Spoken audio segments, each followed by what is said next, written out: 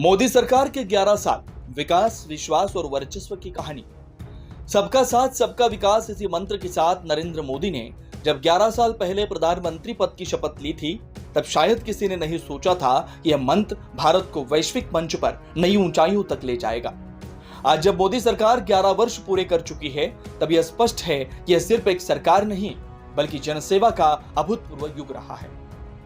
मोदी सरकार की उपलब्धियों पर बुल्ढाना में प्रेस कॉन्फ्रेंस का आयोजन।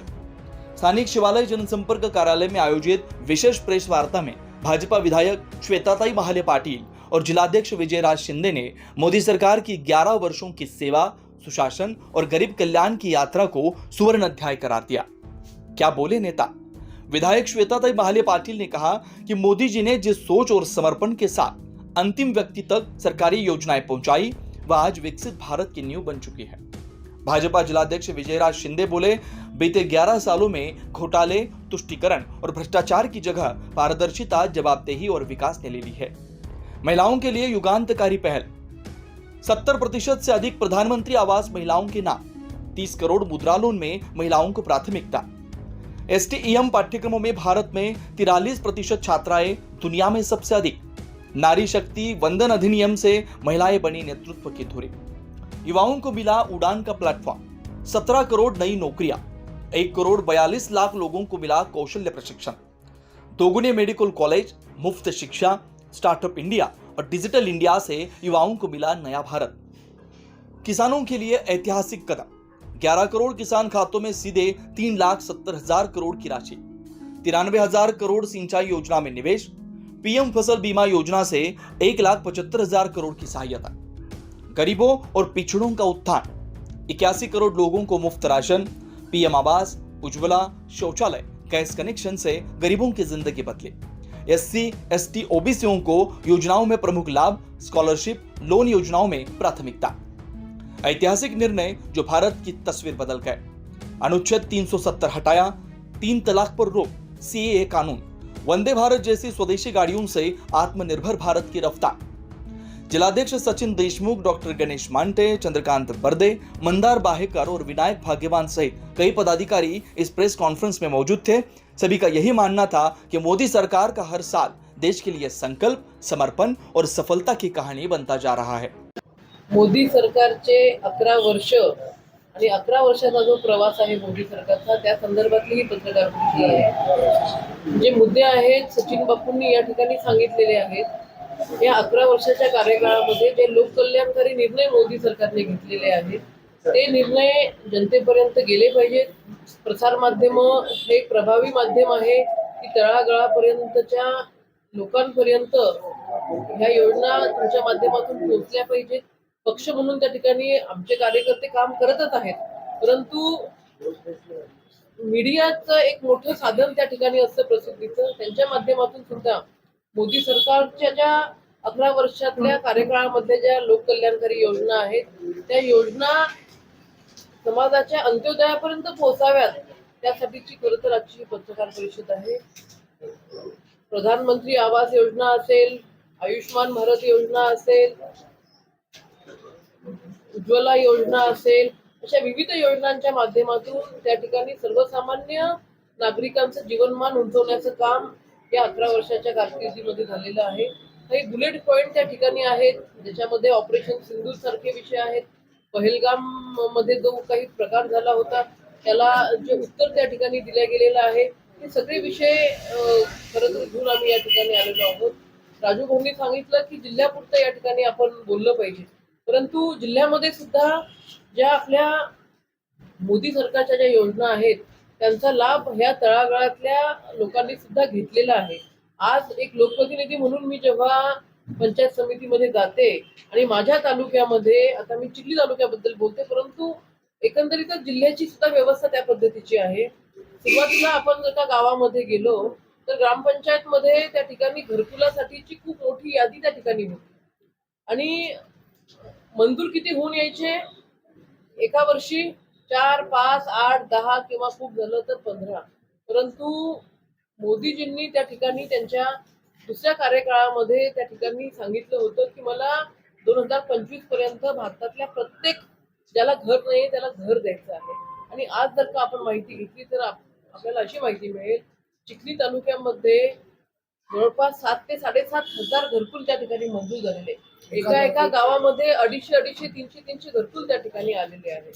तर नक्कीच हे आपल्या जिल्ह्यासाठीच काम त्या ठिकाणी झालेलं आहे. कितीतरी आज आपण बघतोय की आरोग्याच्या बाबतीमध्ये अडचण आल्यानंतर त्या ठिकाणी कोणीही पुढे येत नाही. बुलढाणा, अकोला, संभाजीनगर या ठिकाणी जेव्हा ग्रामीण भागातला व्यक्ती दवाखान्यामध्ये जातो तेव्हा लाखभराचं बिल त्या ठिकाणी होतं. अशा अडचणीच्या काळामध्ये जवळचे नातेवाईक सुद्धा त्या ठिकाणी मदतीला धावत नाही.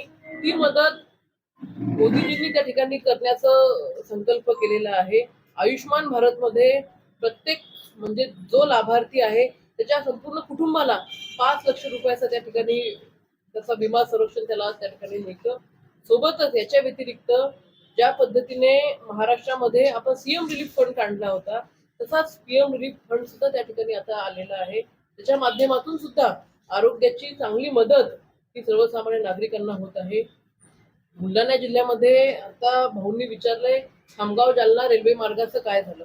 खामगाव जालना रेल्वे मार्ग व्हावा हे स्वप्न तुमचं आमचं सर्वांचं त्या ठिकाणी होतं. बऱ्याच वर्षापासून या ठिकाणी संघर्ष चालू होता. परंतु मला खरंच सांगायला आनंद होतो राजू भाऊ की जेव्हा महायुतीचं सरकार आलं महाराष्ट्रामध्ये तेव्हा खऱ्या अर्थाने खामगाव जालना रेल्वे मार्गाला त्या ठिकाणी कुठेतरी गती मिळालेली आहे. आतापर्यंत आपल्याला असं वाटत होतं म्हणजे आम्हाला सुद्धा असं वाटत होतं की बा रेल्वेचा विषय आहे म्हणजे फक्त केंद्र सरकारचा विषय आहे, राज्य सरकारचा याच्यामध्ये काही नाहीये.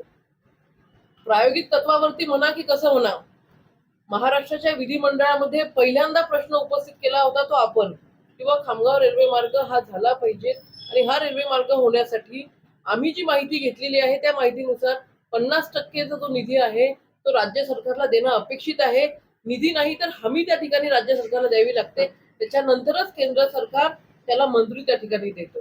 दुर्दैवाने हा विषय जेव्हा आम्ही पुढे नेला त्यावेळेला महाराष्ट्रामध्ये महाविकास आघाडीचं सरकार होतं. मी अतिशयोक्ती बोलत नाहीये, मी स्वतः त्याची त्या ठिकाणी साक्ष आहे.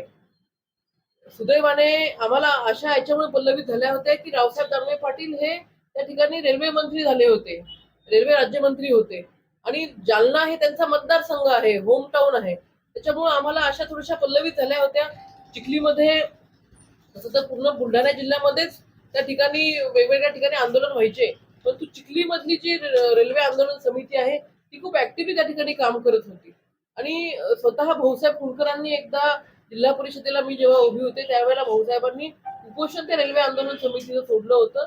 त्यांना आश्वासन दिलं होतं की बाबा हा रेल्वे मार्ग आम्ही त्या ठिकाणी नक्कीच पूर्ण करणार आहोत. जेव्हा महाविकास आघाडीचं सरकार होतं त्यावेळेला रावसाहेब दानवे पाटलांनी ते जेव्हा मंत्री होते, रेल्वे मंत्री होते, त्यांनी मुंबईला जे रेल्वे भवन आहे त्या ठिकाणी बैठक घेतली होती आणि त्या बैठकीमध्ये बुलढाणा जिल्ह्याच्या सगळ्या लोकप्रतिनिधींना बोलवलं होतं आणि त्यांनी सांगितलं होतं की हा रेल्वे मार्ग करण्यासाठी आम्ही तयार आहोत, परंतु जोपर्यंत राज्य सरकार हमी देत नाही 50% तोपर्यंत आम्ही हा रेल्वे मार्ग त्या ठिकाणी मंजूर करू शकत नाही. त्यावेळेला माझ्या माहितीनुसार महाविकास आघाडीमधून राजूभाऊ एकडे आणि सुरुवातीला जेव्हा बैठक घेतली तेव्हा शिंदे साहेब त्या बैठकीला आले होते आणि शिंदे साहेब तेव्हा महाविकास आघाडीमध्ये होते. तर शिंदे साहेबांना त्यांनी म्हटलं होतं की तुम्ही थोडासा पुढाकार घ्या आणि अजितदादांना त्या ठिकाणी भेटून या रेल्वे मार्गासाठी निधी मंजूर करून घ्या. परंतु दुर्दैवाने तेव्हा या रेल्वे मार्गामध्ये काहीही झालं नाही. महायुतीचं सरकार आलं, मी स्वतः लक्षवेधी केली आणि या लक्षवेधीला उत्तर फडणवीस साहेबांनी दिलं आणि तत्वतः त्या ठिकाणी या रेल्वे मार्गाला खामगाव जालना रेल्वे मार्गाला महाराष्ट्र शासनाची राज्य सरकारची जी हमी पाहिजे ती हमी त्या ठिकाणी दिली आणि हा विषय त्या ठिकाणी आता पुढे गेलेला आहे. दुसरा विषय म्हणजे बुलढाणा जिल्हाच नाही तर संपूर्ण विदर्भासाठी वैनगंगा, नळगंगा, पैनगंगा हा जो नदीजोड प्रकल्प आहे हा नदीजोड प्रकल्प सुद्धा एक नवसंजीवनी देणारा हा नदीजोड प्रकल्प विदर्भातल्या शेतकऱ्यांसाठी आहे, आपल्या बुलढाणा जिल्ह्यातल्या शेतकऱ्यांसाठी त्या ठिकाणी आहे. जवळपास 82,000 कोटी रुपयाचा विकास निधी या नदीजोड प्रकल्पासाठी त्या ठिकाणी लागणार आहे. सध्याच्या घडीला याचं ड्रोनद्वारे सर्वेक्षण चालू आहे. हे सर्वेक्षण पूर्णत्वास गेल्या 500 कोटी रुपये गडकरी साहेबांनी मलकापूर ते चिखली याच्या चौपदरीकरणासाठी आणि घाटातून वन वे करण्यासाठी मंजूर केलेला आहे. पण तो रस्ता बुलढाणा अर्बन आणि त्या BOTच्या वादात पडलेला असल्यामुळे फक्त त्याचं काम सुरू झालं नाही. आणि अजिंठा ते बैतूल 350 कोटी रुपये हे सुद्धा गडकरी साहेबांनी आपल्याला या चौपदरी रस्त्यासाठी दिलेले आहे. त्याचबरोबर ती आपला खामगाव जालना सुद्धा रोड असेल, मेहकर चिखली रोड असेल, रस्त्याच्या माध्यमातून तर खूप चांगलं भोकरदन पर्यंतचा रस्ता असेल, म्हणजे जवळपास 50-50 हजार कोटी रुपये गडकरी साहेबांनी आपल्या जिल्ह्यामध्ये केवळ रस्त्यांसाठी दिलेले आहेत. मोदी नहीं तो कौन का सवाल अब मोदी ही क्यों में बदल चुका है। 11 सालों में एक नया भारत खड़ा हुआ है, आत्मनिर्भर, सशक्त और वैश्विक मंच पर गर्व से खड़ा भारत। बुल्ढाना से न्यूज फर्स्ट के लिए वसीम शेख अनवर की रिपोर्ट।